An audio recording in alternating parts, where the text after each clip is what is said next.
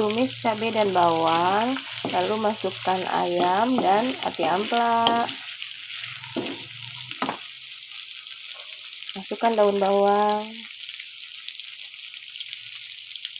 Masukkan nasi putih. Aduk-aduk.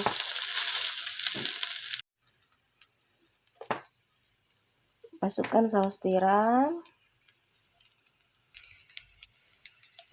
kecap asin,